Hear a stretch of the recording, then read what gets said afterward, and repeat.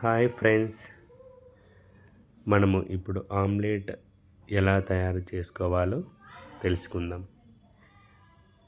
నేను మొదటగా ఆనియన్స్ తీసుకొని చిన్న చిన్న ముక్కలుగా చేసుకున్నాను.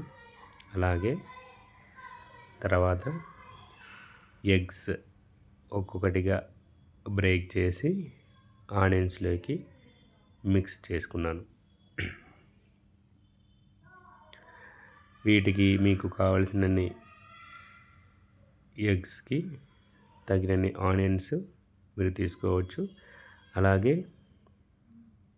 వితౌట్ ఆనియన్ చేసుకోవాలన్నా మీరు తయారు చేసుకోవచ్చు.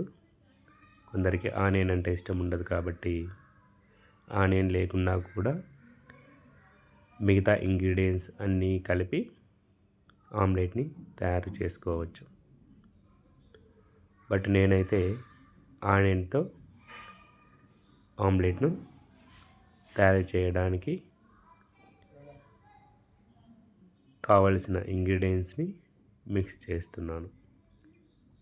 మొదటగా ఇలా ఆనియన్స్ కట్ చేసిన తర్వాత ఎగ్స్ అన్నిటినీ బ్రేక్ చేసి ఆనియన్స్లో యాడ్ చేసి తర్వాత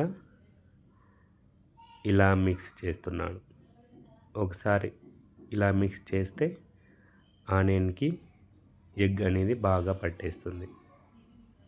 తర్వాత టేస్టీగా కూడా ఉండటానికి మనకు మంచి ఛాన్సెస్ ఉన్నాయి. ఒకసారి ఇలా మిక్స్ చేసిన తర్వాత మనకు కావలసిన సాల్ట్, అలాగే కారపొడి, అలాగే చెక్క లవంగాలు లేకపోతే గరం మసాలా నచ్చు, ఈ 3 ఇంగ్రీడియంట్స్ని నేను ఇందులో యాడ్ చేసి మరొకసారి వీటిని మిక్స్ చేస్తున్నాను. ఇలా మిక్స్ చేసిన తర్వాత ఏవైతే ఇంగ్రీడియంట్స్ ఉన్నాయో అవి బాగా మిక్స్ అయిపోయి టేస్టీగా రావడానికి మనకు ఛాన్సెస్ ఉంటుంది. అలాగే కొత్తిమీర యాడ్ చేసుకుంటే ఆమ్లెట్లో మరింత టేస్టీగా ఉంటుంది.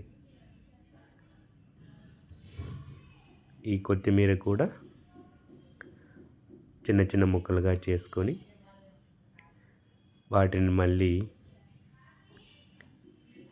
ఎగ్తో పాటు బాగా మిక్స్ చేసుకోవాలి. ఇలా మిక్స్ చేసుకుంటే అన్ని ఇంగ్రీడియంట్స్ కలిపి ఒక మంచి టేస్టీగా మనకు ఆమ్లెట్ రావడానికి ఛాన్సెస్ ఉంటుంది.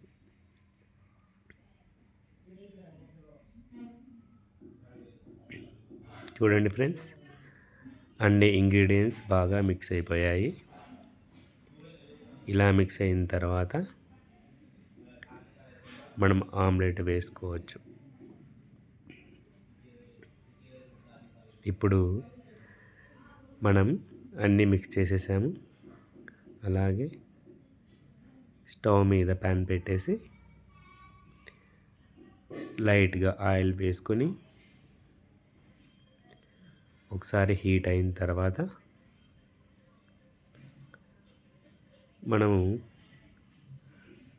ఆమ్లెట్ వేసేటప్పుడు బాగా మిక్స్ చేసుకుంటే మంచిది. ఎందుకంటే సాల్ట్ వేసాం కాబట్టి నార్మల్గా సాల్ట్ అనేది చివరి వరకు వెళ్ళిపోతుంది. ఒక్కొక్క ఆమ్లెట్ ఎవ్రీ టైం మిక్స్ చేసుకున్నామంటే సాల్ట్ అనేది చివరి ఆమ్లెట్లో ఎక్కువ ఉండకుండా ప్రతి ఆమ్లెట్కి ఈక్వల్గా రావడానికి ఛాన్సెస్ ఉంటుంది. కాబట్టి అలా మిక్స్ చేసుకొని ఆమ్లెట్ని ప్యాన్ మీద వేసేయాలి.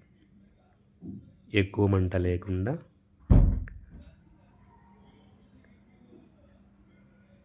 లో ఫ్లేమ్లో హీట్ చేసుకోవాలి.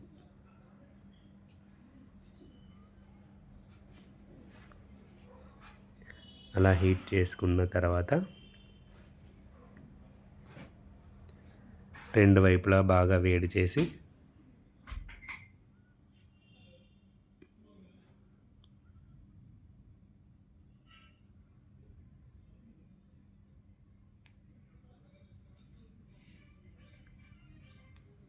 చూడండి ఫ్రెండ్స్, ఒకవైపు బాగా హీట్ అయింది, రెండో వైపు కూడా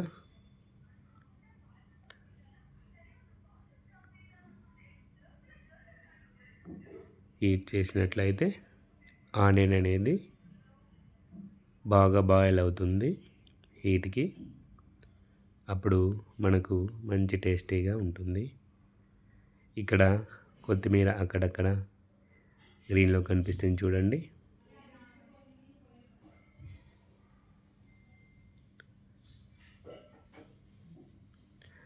ఇలా రెండు వైపులా బాగా బాయిల్ చేసినట్లయితే మనకు కావాల్సిన టేస్టీతో ఆమ్లెట్ తీసుకోవచ్చు. ఇప్పుడు ఆమ్లెట్ రెడీ. టేస్టీ యమ్మీ ఆమ్లెట్ రెడీ.